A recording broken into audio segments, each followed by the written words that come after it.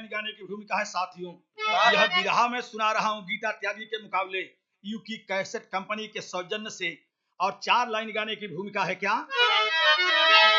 लग गई दाग सुरसर की धारा में भी,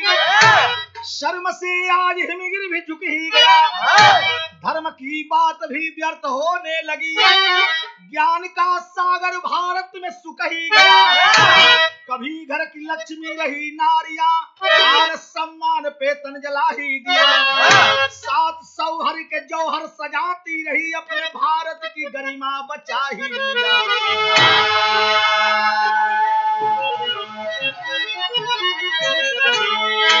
कव्वाली का तर्ज बाजू हमारे मास्टर साहब बजा रहे हैं क्या?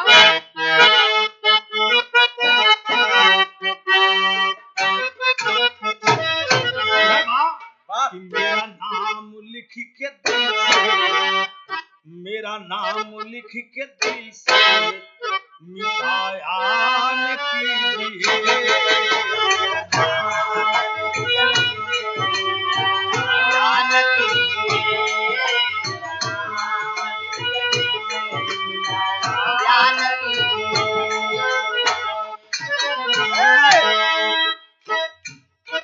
मेरी दिल की धड़कनों को, मेरी दिल की धड़कनों को जगाया न कीजिए। नाम लिख के दिल से मिटाया न कीजिए। नाम लिख के दिल से मिटाया न कीजिए। नाम लिख के दिल से मिटाया न कीजिए। बड़ी अच्छी लाइन कवि जी लिखलन का कि आंचल की अपनी गरिमा को, कि आंचल की अपनी गरिमा को बचा के तू चलो। अपनी गरिमा को बचा के तू चलो। अपनी गरिमा को बचा के चलो। लक्ष्मी बाई की बाग को, लक्ष्मी बाई की बात को सजा के तू चलो। आंचल की अपनी गरिमा को बचा के तू चलो। आंचल की अपनी गरिमा को बचा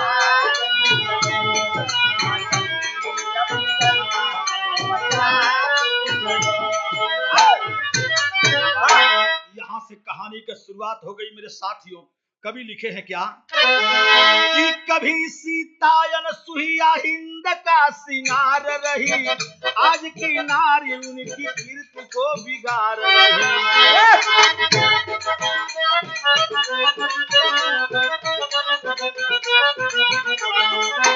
जिस्म को बेच धन कमाना उनका पेशा है, नाचते महफिल में पंचाली को भी देखा है।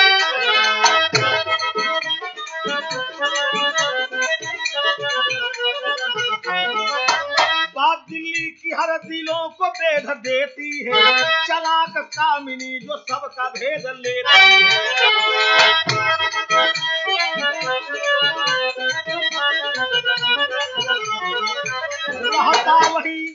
रहता वही अवधेश, रमा पत्नी थी प्यारी, सजन के स्नेह ऊपर अपना दिल सदा।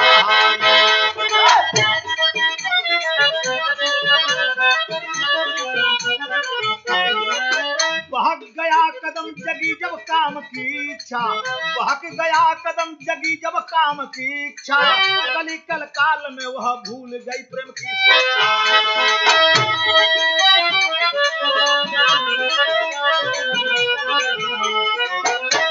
बात के समझ लें, गाना समझने में भी आसानी हो जाएगी साथियों। अवधेश का पत्नी रमा, और जब अवधेश के घरे रमा आइलिन है, अपने पति के प्यार पा करके एकदम खुशी खुशी जीवन बीतत बा। लेकिन कुछ ही दिन बाद साथियों,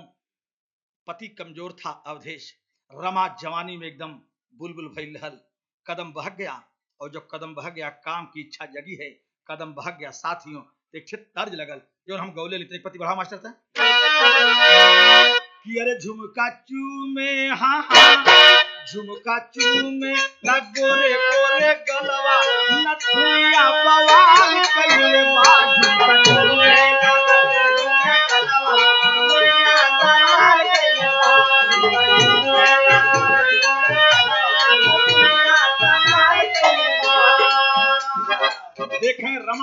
की हद कर दी इसने। कैले का कि भेजे सजना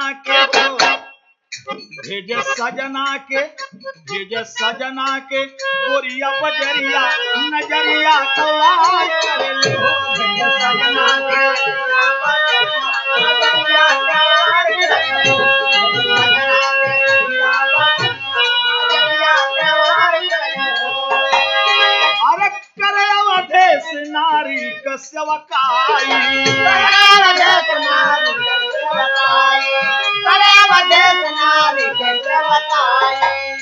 अरे लेकिन कीमतिया बुझल हर जाई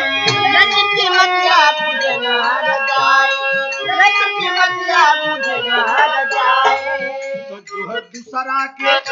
है दूसरा के अपनी बखरिया नजरिया गवार करे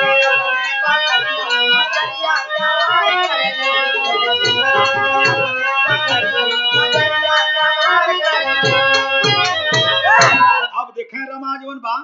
जितने अवधेश बेचारा अपने पत्नी रमा के माने एकर नाजायज फायदा मूलचंद मास्टर उठा ले का उठौला तर जा गई अपने पति अवधेश के बाजार भेज दे जब चल जाए अकेले है घर पर तो हर भर नजर दौड़ावे जब नजर दौड़ावे भैया हो वही बीच में नजर लड़ गई कैसे लड़ल यहाँ तर्ज कवि धले बाटन का अरे आधी आधी रतिया का अरे आधी आधी रतिया कहूँ जल जोरिया है राजा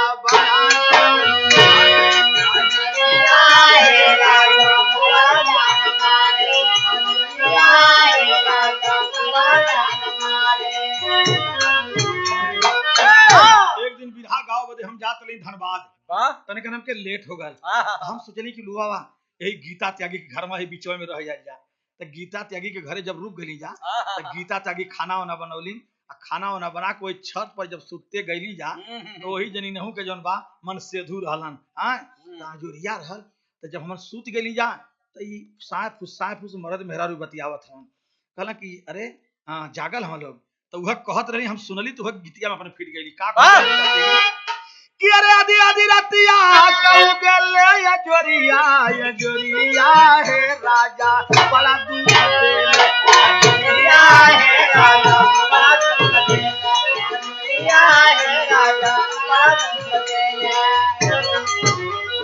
अरे देखली हला सुन कुबा चाहकत चिरैया बहलिया हो जान आपन बिछावे बहलिया हो जान आपन बिछावे बहलिया हो जान आपन बिछावे। रमा का ललचाई नजर वही गांव का ननकू जवान था खूबसूरत था देख लिया अपने जाल में अब रमा के फंसावे लगल भैया हो कैले का अरे हुआ खूब खेला जाल सजना बहरवा कबो मिले दोनों होला खूब खेला जाल सजना बहरवा अरे कब मिले दिन कब मिले अनहरवा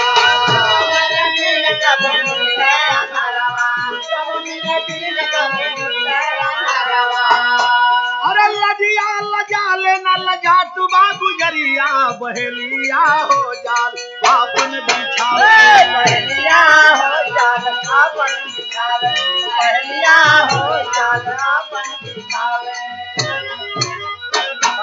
भैया अब चोरी चुपके जोन बा ननकू और रमा मिले लगलन कभी साझी के कभी अन्हारे के ओकर पति जोन बाटन ई बेचारे अवधेश तो चल जाए जब हर भर तो ये दोनों चोरी चुपके मिले लगे यही तरह दोनों प्रेम प्रसंग छिप छिप के चला लगल लेकिन एक तर्ज कवि लिखलन का अरे कैला बवाल धई के इहो शिकायत गीता त्यागी अपने मन सेधु से करत रहली सुनबा कैली हम का सुनली अरे कैला बवाल धई के निसिझला काल हमला जाय असैया लगल मनावे कोहना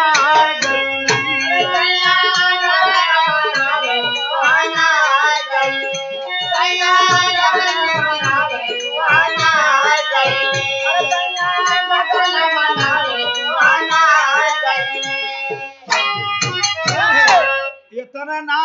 एक यार, दू यार, तीन ठे यार यही तरह फंसा करके और जब अवधेश कहीं जाए तब तीनहुन चरहुन के कबो कोनो के सवेरे बुलावे, कोनो के दोपहरिया में और कबो अन्हार कर बुला करके मौज पानी ले। देखा यही के कहल जाला भल का भैया, अरे शंकर की संगवा बितावा दिन रातिया फसाए लिहानी, अब गोरी जालिया में अपने फसा लिहानी, गोरी जालिया में अपने फसा लिहानी, गोरी जालिया में अपने फसा लिहानी, गोरी जालिया में अपने फसा लिहानी। कुछ दिन ननकुल समझ आ रहा है, फिर एक और यार के फंसौल, फिर शंकर के फंसा करके उनसे अपन जवानी के मौज लेवे लगल। हल्का कि जिंदगी का मजा नहीं पूछऊ जनाई, नया नया यार लिहली कई गो फंसाई,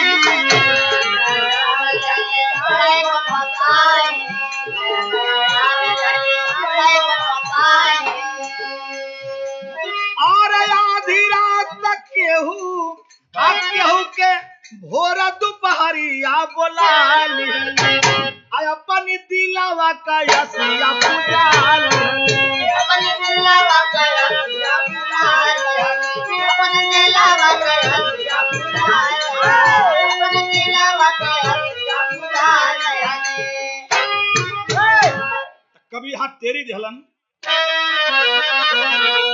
कि अरे जमाना कैसे कही अबला, कि अरे मोरे राम हो राम, अरे जमाना कैसे कही अबला, अरे झूठी हुई बात सब बदल गया पैमाना,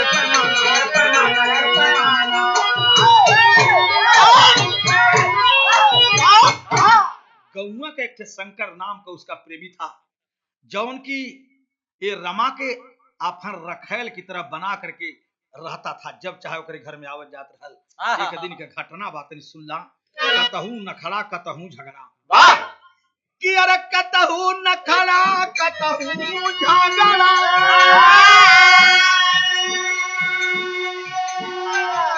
कभो अखिया से लोर बहाए दिहली, कभी वस्त्र सजा कभी फेंक बसन, ऐ बेटवा के वन में पठा दिहली, तो करी क्रोध तो कंपित काल हुआ, सोने का लंका जलाए दिहली, अरे कभी स्वामी से घात कर पगली, दूसरा संग से दिया सजाए दिहली,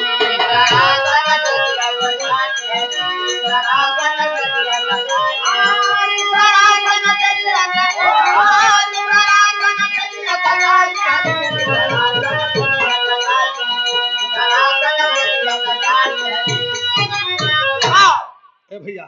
एक दिन अपने वही यार शंकर के साथ घर में सोई हुई थी, और तब तक कहीं से अचानक उसका पति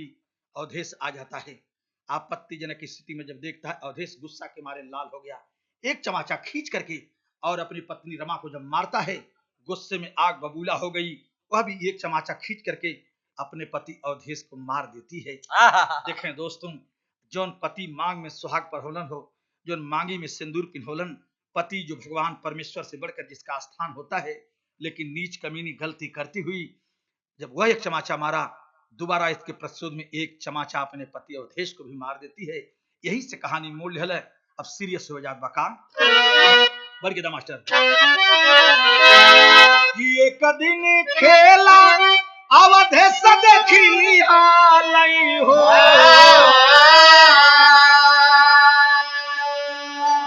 थर थर कांपे लागल क्रोध में साजना, खींची के थपरवा चलाई दिहलस गलावा पर, घोरी लिहल जिंदगी में हमारी जहरा, क्रोधवा में नागिनी पुकारत तवने घरिया हो, मारी दिहलत सजना के गाले पर था परावा, खाई के जहर हम मरी जाई घरावा में, चली जईबा जेल होई जिंदगी अन्हारा। जब नहीं तो अपने पति अवधेश को यह भी ताना देती है कि अभी ज्यादा बनोगे तो जहर खा करके जान दे दूंगी और फंस जाओगे, जेल काटते काटते जिंदगी तुम्हारा रद्द हो जाएगी। भैया हो, पत्नी की बात सुन करके बेचारा वह अवधेश शर्म के मारे आई बात सुन करके और मायूस हो गया और रखैल के तरह से वह शंकर रख लिया उसे। जब मन करे तब उसे लेकर सिनेमा चला जाता था। देखते देखते होकर दिल जौन बा बेचारा का अवधेश का एकदम कुंठित हो गया। रखैल सामान रख लिया है शंकर, रखैल सामान रख लिया है शंकर, ले साथ सिनेमा जाता था। अपने संग लेकर के शहरों में 2 दिन तक रह जाता था। झुक जाता देख जमाना यह पर लाज न उसको आती है, दूसरे के ऊपर गरज गरज वह अपना रूप जमाती है। पड़ गई सगाई शंकर की बोली है रमा बिलखा करके, अरे जीना दुभर कर दूंगी मैं, क्यों रहते हो इतना करके। ए भैया कुछ दिन बीतल मौज पानी ले, धीरे धीरे शंकर का शादी हो गई। और जब शंकर का शादी हो गई, शंकर का दुल्हन घर में आ गई, तब धीरे धीरे शंकर अपने दुल्हनिया पर जौन बा अब मिलजुल के अपने दुल्हन के साथ मौज पानी लेवे लगलन। और रमा के अब मनब जन बना कर और तकबा न करे। तो ई बतिया रमा के अब साल लगल कि शंकर अपने दुल्हन के चक्कर में पड़ गल, अब हमसे कौन वास्ता ना रखत बा। यही जन एक तर्ज लगल, और तर्ज है बा जो कभी कभी ई निर्गुण में लोग गावेला, संत लोग गावेला का गई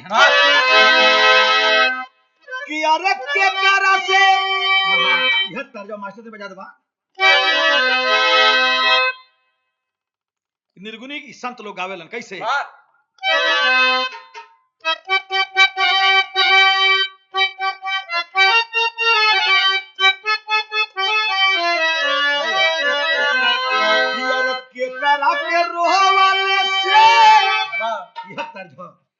संत लोग गावेलन। देखा गीता त्यागी तोहरे मान के तर्ज ना भाई, हमारी मान के तर्ज बा कि के करा के रोवाला से अरे गंगा बड़ी आईली, के करा के जिया राही लो हो, करा के रोवाला गंगा बड़ी आईली, के करा के जिया राही लो हो, के करा के रोवाला गंगा बड़ी आईली, के करा के जिया राही लो हो। के करा के रोवल से भिजल चुनारिया, के करा के जिया का ठोर हो, के करा के रोवल से भिजल चुनारिया, के करा जिया का ठोर हो, के करा के रोवल से भिजल चुनारिया, के करा जिया का ठोर हो। एकर जवाब भी मिलेला, एकर जवाब भी मिलेला का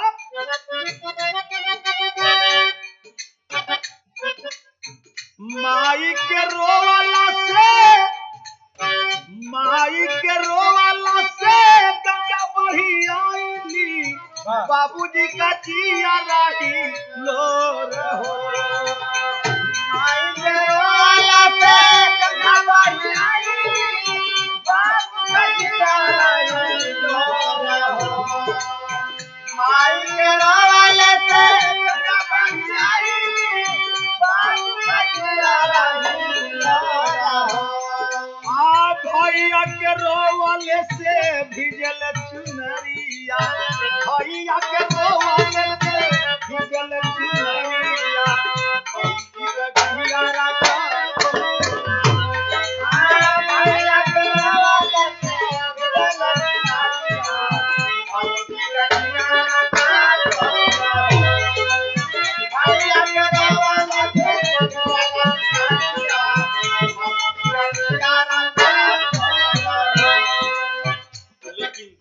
रमा सोचत है कि जोन बात हमसे कोट करके शंकर रहा था, अगर शादी हो गई दुल्हन आ गई था, एक अंजाम एक भगाई हम का कहिए बाबू रमा पंचुल्ला हमारी प्रीतिया में कर गई न कांटवा, लागल करामवा में आग हो, हमारी प्रीतिया में कर गई न कांटवा, लागल करामवा में आग हो,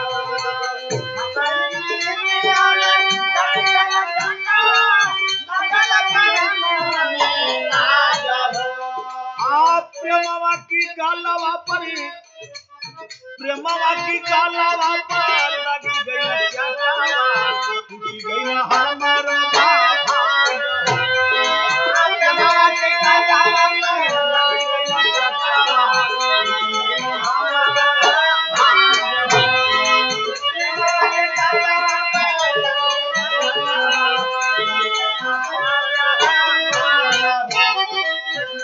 जल में डूब गई हमारो नवरिया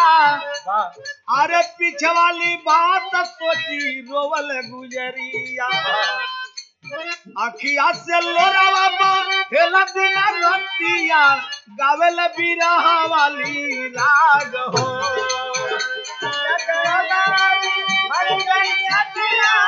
गावेल बिरहा वाली राग हो अखिया से लोरावा से वहां बिना रतिया गावेल बिरहा वाली राग हो प्रेमवा के गलहवा पे लगी गई चटावा टूटी गई हमारो भाग हो प्रेमवा के गलहवा पे लगी गई चटावा प्रेमवा के गलहवा पे लगी गई चटावा एक दिन रमा जौन बा एक चलाकी कैले बा और रमा करती है क्या साथियों इस शंकर के दुल्हन जीवन रेखा जौन रहल सारी बात उससे आकर के बताने लगी। क्या बताती है तो देखा बदे गई तब बतौले बा उससे अकेले में कहा अरे आ गई शंकर का लुगाई जहिया घरवा में दुल्ही देख गई जब हर जाई जहिया घरवा में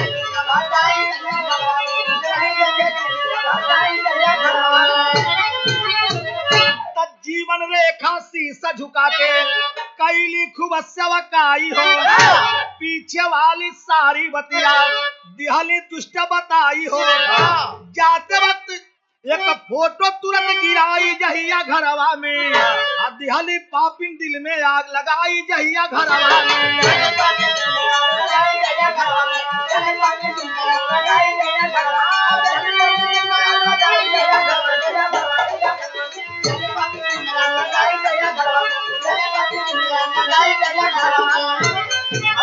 साथियों पहुंचल बा शंकर के दुल्हन देखे खातिर। आज जब शंकर के दुल्हन देखे खातिर पहुंचल बा अकेल जीवन रेखा के पौले बा हाल चाल होते होते बतौले कि ये जीवन रेखा तुहार दुल्हा जो शंकर बाटन देखिया बड़ा मनचला बाटन और इनसे सजग रहिया इनके समझा बुझा के रखिया ये लिए कि बड़ा मनचला बाटन यही गांव में कई लोगन से इनकर साथ रहल और झूठ तुमसे का बोली हमसे भी रमा बतौले बा कि हमसे भी इनका साथ रहल तो ये लिए इनके समझा बुझा के अपने अख्तियार में रखिया। ईद झगड़ा लगा दिल और झगड़ा लगा करके जब चले लगल तो पहले के आपन और शंकर के एक साथे जो फोटो खिंचावल जान बुझ के रमा धीरे से वहीं गिरा करके और चली जाती है अपने घर। रमा तो अपने घरे चल गई लेकिन जीवन रेखा जब वो फोटो पौले बा देखल कि हमारे दुल्हा शंकर और रमा का साथे साथे फोटो बा आहा ओकरे कलेजा पर बिजली गिर गई और कैले का देखें अब जीवन रेखा बेचारी अपने पति दुल्हा हाँ शंकर के समझावत ही ये फोटो पौले के बाद का समझावे कि अरे पति परमेश्वर सैया भोला दुनिया में ये भैया कह लगल जीवन आजा सियावर झुका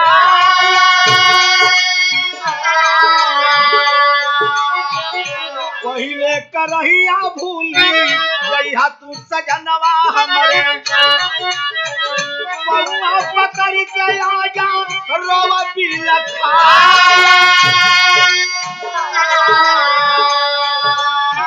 माना विश्वास नहीं कोई अब न दुनिया हमसे कई कभी विश्वास कहे कैलू पगला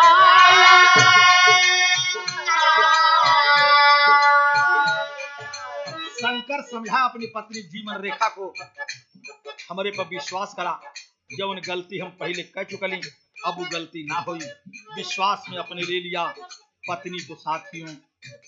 जीवन रेखा को कितना दिन बीतल अब तनी चलता आल्हा में कर दो मास्टर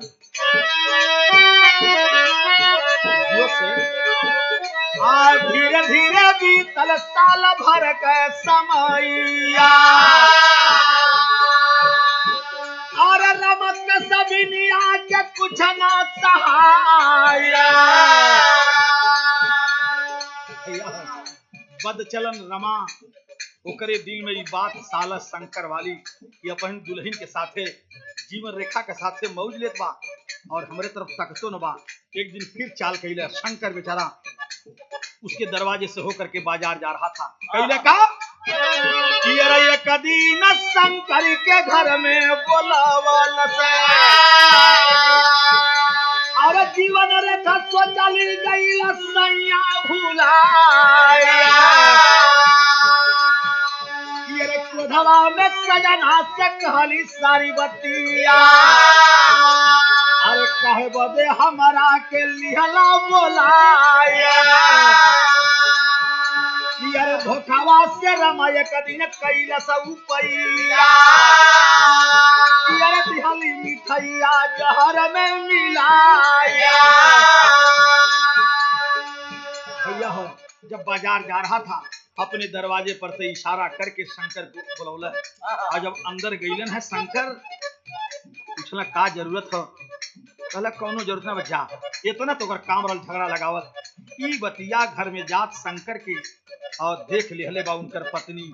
जीवन और जब देख लेहला कहला सैया ई फिर ओकर साथे तू ओकर साथ पकड़ लेहला। भैया हो इतना ना सोचला रमा की ये तरह जौन बा ई जीवन ना मानी। एक दिन मिठाई में जहर मिला करके साथियों और उसके घर जाती है और उपहार में देती है। वह मिठाई जब खैले बा जहर ओकरे शरीर में भिनल बा और जब जहर शरीर में भिनल जीवन बेचारी जीवन मौत से जूझत बा। वही समय का भाव कवि लिखलन एक बात का अरे रस्या कामी संग धई के आत्महत्या रोवई के पड़ी रहिया सीता और सावित्री वाली जो है के पड़ी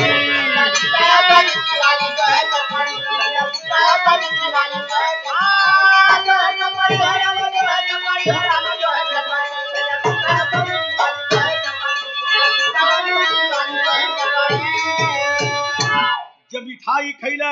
और जहर भिनल बा बीमार पड़ गई उठा करके लेकर के लोग गईलन हैं अस्पताल में। यह रमा सोच लेला कि अब तो मरी जाए जाकर थाने पर खबर कैले बेचारे पकड़ा करके जौन शंकर जेल में गईलन लेकिन बाहर भगवान का मर्जी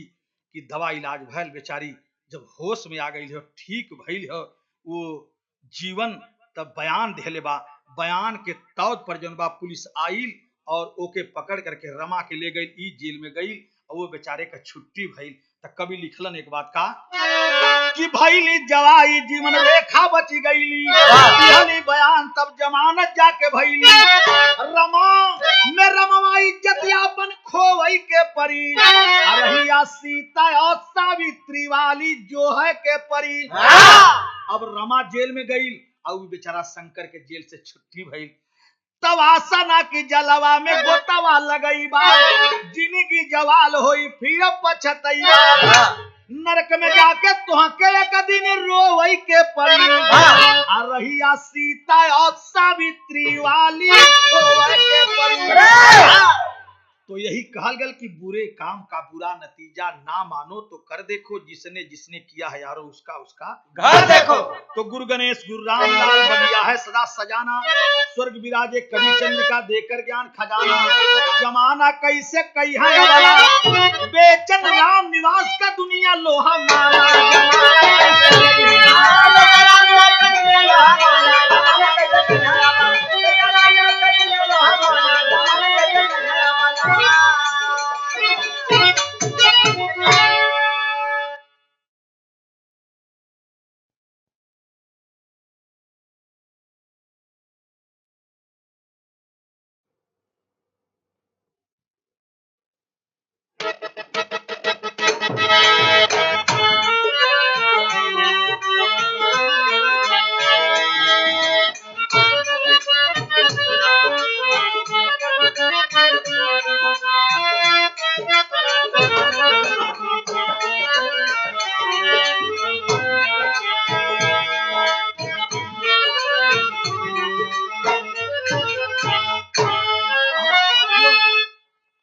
गाने की भूमिका है।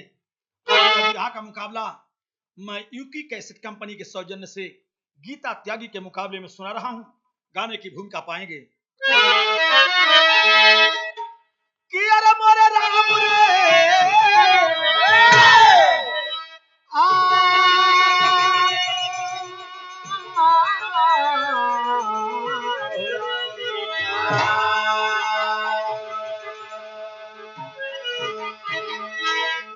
आग में वासना के जो जल ही गया, अंत में रहा अपनी भटक जाएगा। चोट खा करके पत्थर की जग में सड़ा, आईना सुंदर दिल का चटक जाएगा। व्यर्थ जीवन का जलवा सब होगा तेरा, सारा अस्तित्व दुनिया से मिट जाएगा। खा के धोखा जहां में तू पछताओगे, सारा अरमान जीवन का लुट जाएगा।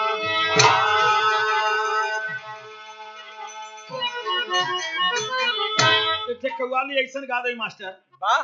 कि गीता त्यागी के सपना में मौसर न होखा। बजा दो मास्टर।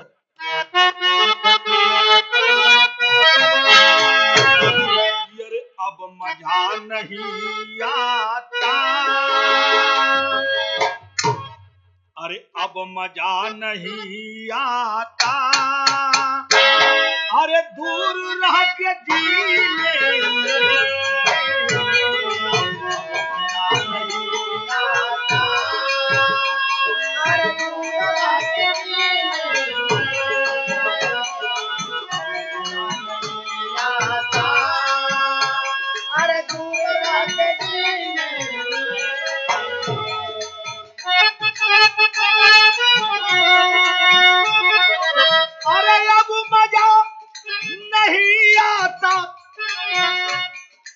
दूर रह के जीने में,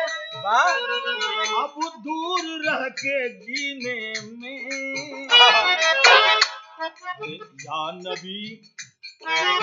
या नबी बुला लेना,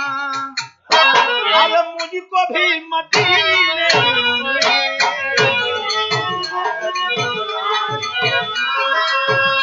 अरे मुझको भी मदीने में।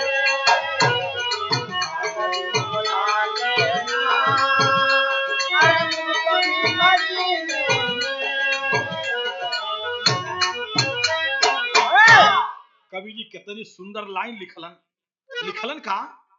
राह अब नहीं मिलती, राह अब नहीं मिलती, कि ऐसा ये अंधेरा है।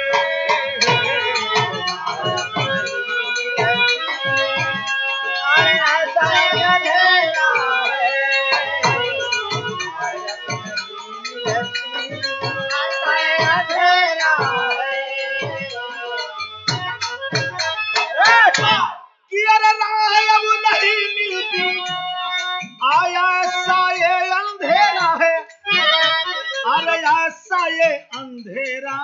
है इस जगह जहां देखो, इस जगह जहां देखो,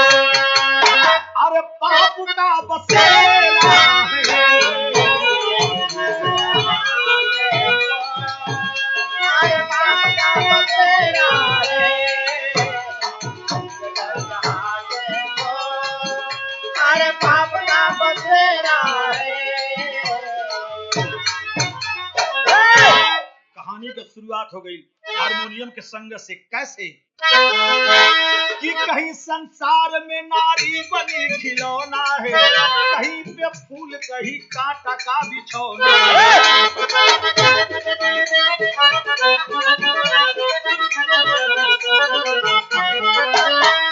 कहीं माता बहन बेटी भी कहीं जाती है, कहीं पर वेश्या बन के कोठा पर बिकाती है। क्रांति असम के डिब्रूगढ़ की ये हकीकत है, अवैध प्यार की देती सबको नसीहत है। खटकिया गांव में रघुनाथ का परिवार रहा, बेटी थी सीता सीता राधे श्याम एक दुलार रहा। उमरी गांव में रघुनाथ बाबू आए हैं, सीता का सौहर जा बंगाली को बनाए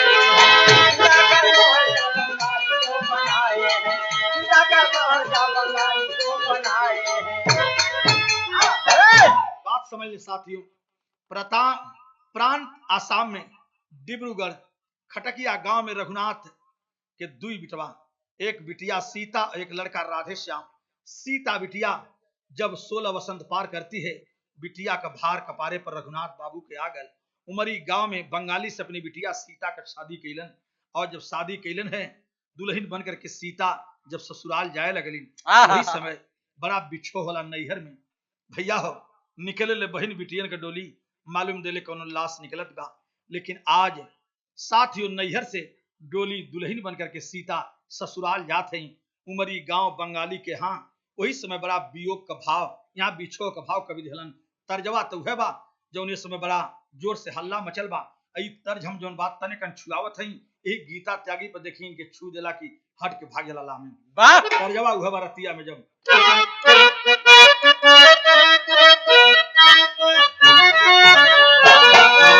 अरे रतिया में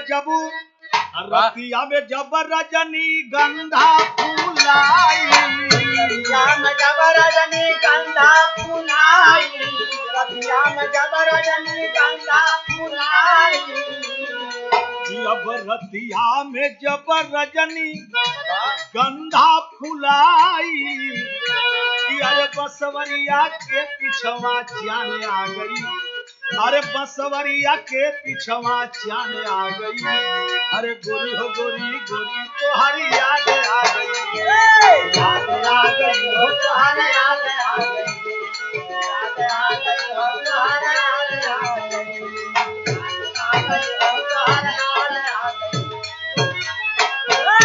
आज सीता बिटिया के विदाई हो रहा। भाव कवि भेल बाटन का कि अरे भैला बिहान जब भैली विदाई, बिहान जब भैली विदाई, भैला बिहान जब भैली विदाई, अब भैले बिहान जब भैली विदाई,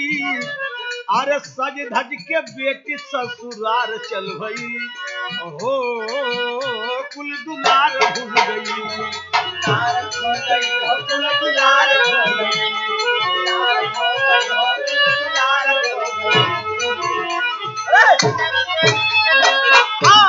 कि अरे रोवली माई बिहार जाले छतिया, बिहार जाले छतिया, रोवली माई बिहार जाले छतिया, अरे रोकला से रुके ना भैया का यसिया,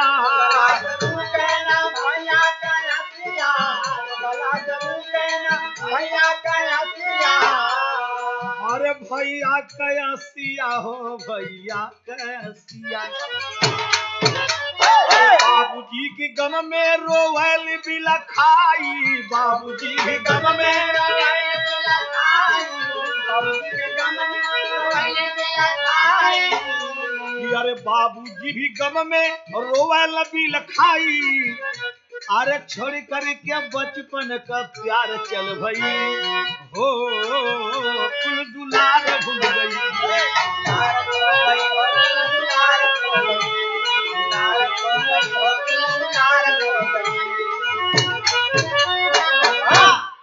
रोवत बेचारी सीता ससुराल पहुंचल बा।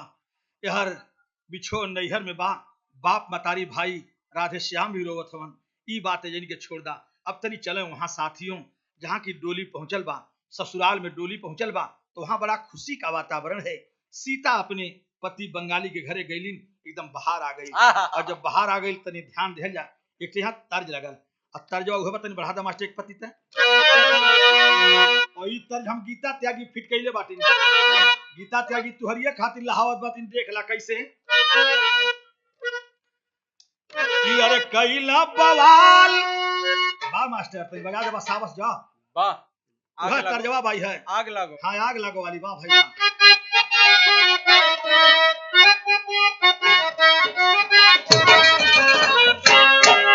कि अरे कैला बवाल धई के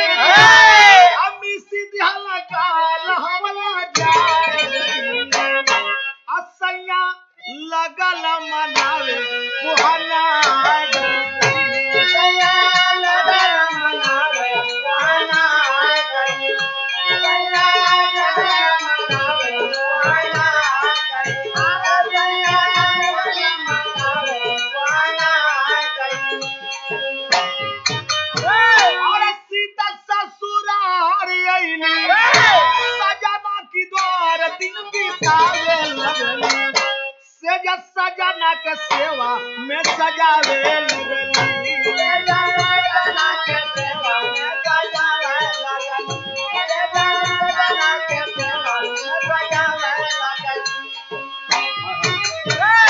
थोड़ी के दिन खुशी खुशी बीतल। फिर एक बार सीता के जीवन में पहाड़ टूटल और बहार में बगिया में जन बहार रहो पतझड़ आ गए। हल्का कि पड़ल बीमार एक दिन सीता का सजनवा झर झर बरिसेला बाउरा नया नवा झर झर बरिसेला बाउरा नया नवा झर झर बरिसेला बाउरा नया नवा। भैया सीता के गोदी में सीता और बंगाली के संपर्क में से एक लड़का भी पैदा हुआ था जो उनका नाम रहल राजू। तबीयत खराब भई व बंगाली के बेचारी सीता दवा इलाज करवलिन है, लेकिन बाहर भगवान का मर्जी, भगवान के मर्जी के आगे कर चली हो कि अरे सपना बेकार भइले यार जिंदगी अन्हार दिन बितावे लगले हरि कया बलाया भागी बुहारा वे लगली कया बलाया भागी बुहारा वे लगली कया बलाया भागी बुहारा वे लगली कया बलाया भागी बुहारा वे लगली। अपने बचवा राजू के छोटा सा बच्चा और सीता के छोड़ करके बंगाली ये जीवन के छोड़ कर दुनिया के छोड़ करके चल बसलन है। अब अपने छोटका बचवा राजू के लेकर के सीता रोवे लगली। कैसे दिन बीतत बा वही समय का भाव कवि लिखलन का कि अरे विधन बेगाना बनी के छीनला जयानावा हो कि झर झर बरिसेला सीता के नया नावा कैसे कबीती आज बाउर समैया हो आ टूटी गईला या समय में आल्हर सपनावा। खबर पौलन है कि राधे श्याम भैया नैहर में खबर गई कि हमार बहनोई बंगाली दुनिया छोड़ के चल गई। भैया हो रोवत राधे श्याम पहुंचलन है। धीरे धीरे जा करके अपने बहन के घरे 10-15 दिन रहलन। हिम्मत धीरज सीता के बनावे लगलन, लेकिन ओकर दुख सीता का कम ना होखे तो राधे श्याम भैया कैलन का कि सीता की भवानावा परी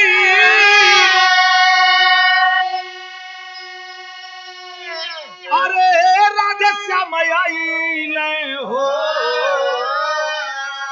अरे बहिनी से रोई रोई कहेला बीरनावा घर वाली आके अइले अपनी बहिनिया के रोवे लगल सीता धई के बाबू के चारनावा। अपने बहने राजू के और अपने बहन सीता के लिया करके राधे श्याम घरे अइलन और जब घर अइलन है बाबूजी के चरण पकड़ करके सीता रोवे लगल। साथी लोग वही समय कवि जी टेरी लिखलन का कि अरे सनुरवा बिन बाउर जिंदगी अरे मोर रामा हो राम कि अरे सनुरवा बिन बाउर जिंदगी अरे रोवा सीता भैया दे देता महुरवा महुरवा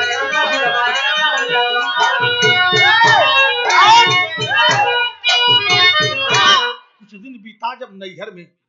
कुछ दिन बीता जब नैहर में भाई से नाता तोड़ चली जो दिया सहारा दुर्दिन में उससे भी मुंह को मोड़ चली। हो गया प्यार जयशंकर से रंग लाई अरे हो गया प्यार जयशंकर से रंगई वासना के रंग में आहा जीत काम क्रिया वह करती थी नित काम क्रिया वह करती थी पापी जयशंकर के संग में। भैया हो कुछ दिन तो के दुखित हालत में नैहर में बीतल, लेकिन दिन व्यतीत होते गए और जब होत गल तो बंगाली का मरण जवन बा भुलाए गई सीता। और जब भुला गई वही गौवा में एक जयशंकर नाम का नौजवान था। अब धीरे धीरे जवन बा उसे होकर प्रेम हो गल सीता का और जयशंकर के साथ लुके छिपे जवन बा रोज अपन मौज पानी सीता उड़ावे लगल। पीछे वाली बात सब भुला गई। एक दिन देखें भैवा के जानकारी भइल राधे श्याम के तो समझावत हो अपने बहन के का समझौले यहाँ एक ठे तर्ज लगल का कि अरे नदिया किनारे तर्ज है बा जब गीता त्यागी के जन्म ना रहल बिरहा में तब तर्ज हम लोग गावत नहीं जा का कि अरे नदिया किनारे मोर छाला बाबू हो बोर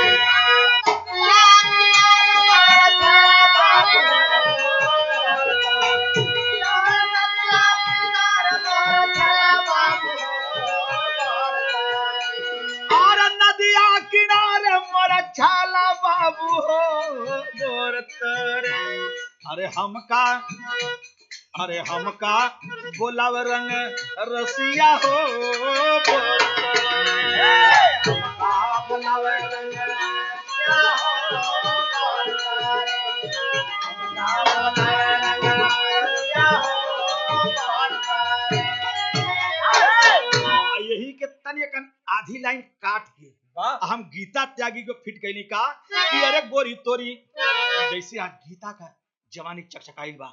वही तरह हम कहते हैं का कि अरे गोरी तोरी मुस्की कि अरे गोरी तोरी मुस्की जवनिया हो ए गोरी तोरी मुस्की जवनिया हो यार बलिया हिलावे गोरी तोरी मुस्की जवनिया हो यार बलिया हिलावे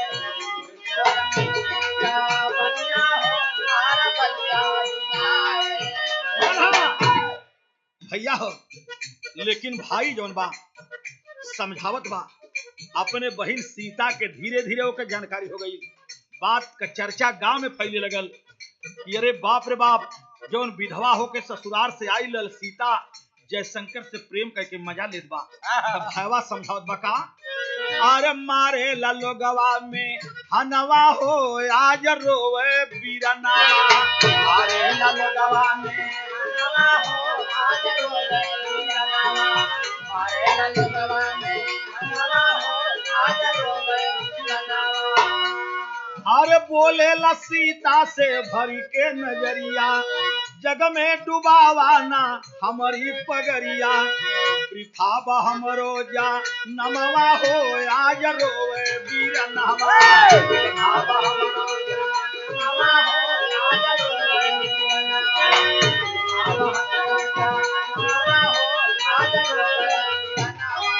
ए भैया एक रात जयशंकर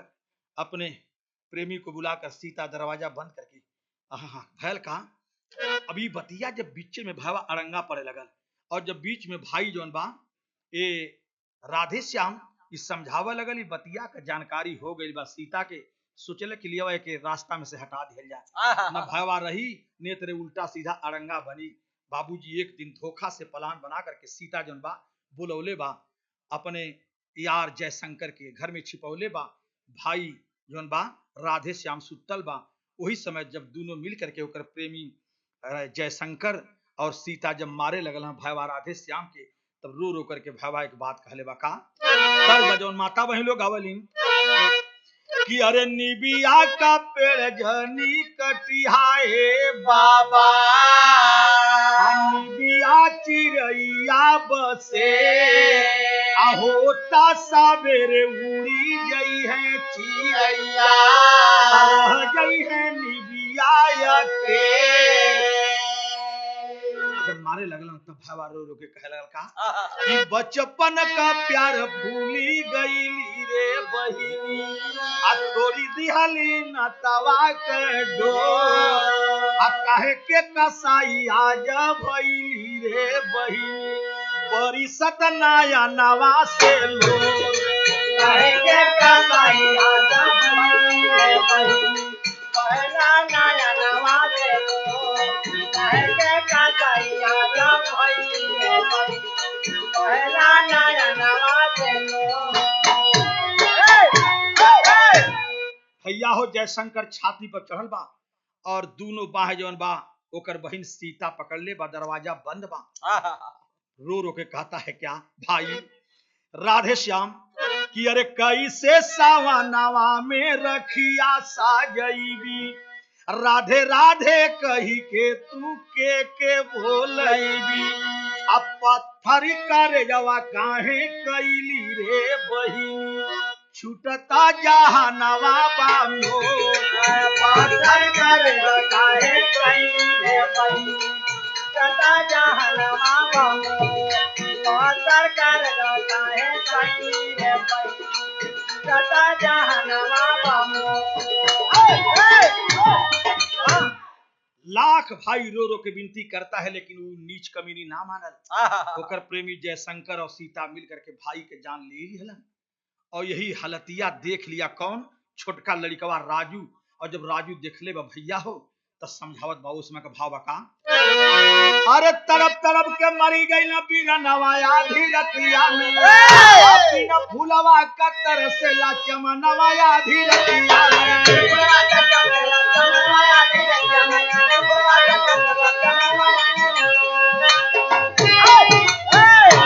अरे राजू बचवा बिलक के बोलाई का माई कैलू हो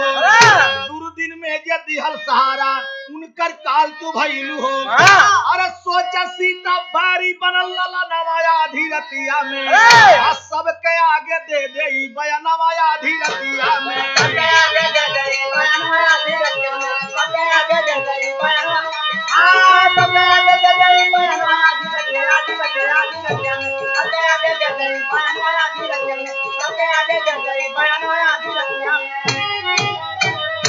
लड़का राजू जा गया साथियों, समझाने लगा कि रे माई मामा का जान मत मारा, ये काहे के मरलू मामा के। आहा सोच लेती है सीता और जयशंकर के रे ये तो लड़कवा देख लिहल है, ये बात सबसे बता दे, ये लिए एकर भी अब दुनिया में रहल जरूरी ना बा, नहीं तो हमन के भेदवा खुल जाई। इसलिए साथियों बच्चे को भी दोनों पटक करके और जब गला दबाने लगते हैं वही समय जोन बा रो रो करके वो लड़कवा फिर एक बात कहले बा। राजू का कहले? आला बा मास्टर तनी बरके दा कि अरे रखिया के तोड़ी दिहले, अरे रखिया के तोड़ी दिहले, अरे पापी का सबिनिया रे भैया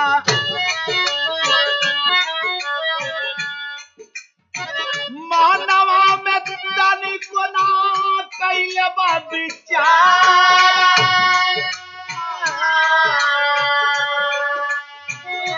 बचवा के जबरी हाई जा मिनिया पटकला रे भैया महारबा के जान पापी भई बात तैयार।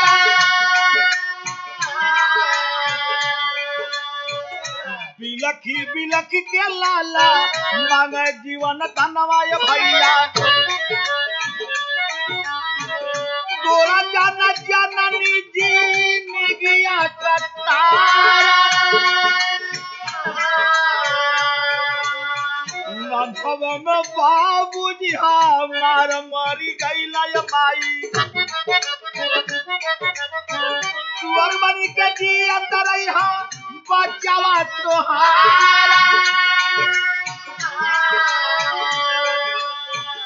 लड़कवा कहला माई मामा के से मुआई दिलू हमार जान छोड़ दा, बाबूजी बचपने में मर गेलन, तू ही एक सहारा रहलू, तोहार भी साथ छोड़ कर कहीं जाके भीख मांग करके जीवन बिता ले, लेकिन माई हमार जान मत मारा।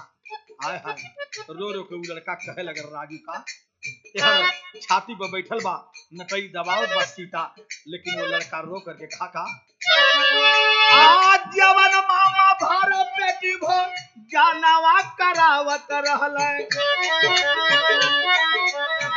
दूर दिन में देत रहल ममता दुलार महू बत्तु हौसा हारा छीन लिहलु माई जीवन हमारा के देता एक बेर प्यार वासना का भूता वासा वार जब होला ये भैया गेला देवर सियन का मानवा बिगाड़ बचवा का अपनी पापी निहाली परनवाय भैया नदिया के तीर लेके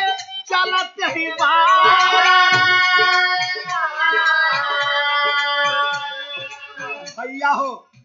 दुल्हन का लाश 2 बोरा में, बेटवा का लाश 1 बोरा में और भाई का लाश 1 बोरा में राधे श्याम का दोनों भर करके 1 बोरा के जौन बा वही राती के उठौल जयशंकर, 1 बोरा के सीता उठौल लेकर के नदी में फेंका जात तबले भर का रास्तवे में कि अरे राधे श्याम का साथी शिव गोविंद आवत रहल अरे देखी के हालतिया चिघार बार बार कि अरे थनवा पजाय करके रपट लिखावल अरे सीता जय शंकर होई गई लगी रफ्तार। रात में दोनों लाश को बोरा में भरकर नदी किनारे फेंकने जा रहे थे। भैया हो राधे श्याम का पुरान साथी शिव गोविंद रतिया का संजोग से ओहरा से आवत रहलन और जब ये दोनों देखलन और तब तक दोनों बोरवा फेंक करके और भाग चलन सब। लेकिन शिव गोविंद जब बोरा के पास गईलन देखलन लाश बा, हल्ला मचल और जा करके थाने पर खबर दिहलन। एकर परिणाम कितना भयंकर निकलल। अरे ऐसन पपियल से देशवा बचावई के परी राधे श्याम तोह के दुनिया में आवई के परी।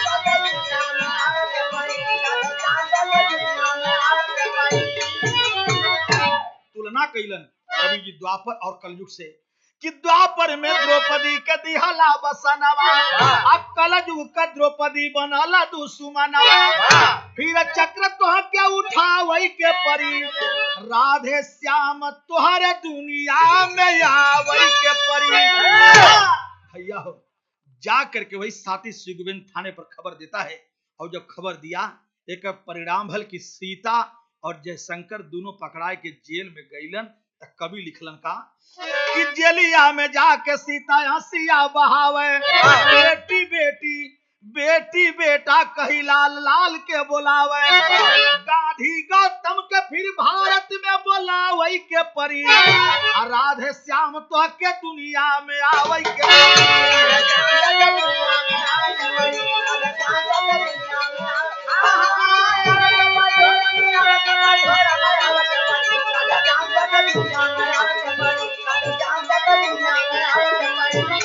एक लाइन कई बड़ी नसीहत के लिखलन समाज को शिक्षा देते हुए क्या कि वासना के जल में जो कबहू नहाई जिंदगी बेकार होई सब कुछ गंवाई वासना से देश के बचावई के परी राधे श्याम तोह के दुनिया में आवे के परी।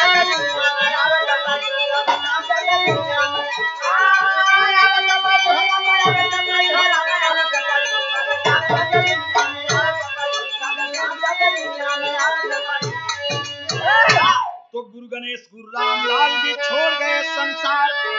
गुरु गणेश गुरु राम लाल जी छोड़ गए संसार। विमल चंद्रिका स्वर्ग विराजे देकर पावन प्यार सनुरवा बिन बाउर बाजी अरे सनुरवा बिन बाउर बाजी बेचन राम निवास का सुंदर भाषा हुरवा सनुरवा बिन बाउर बाजी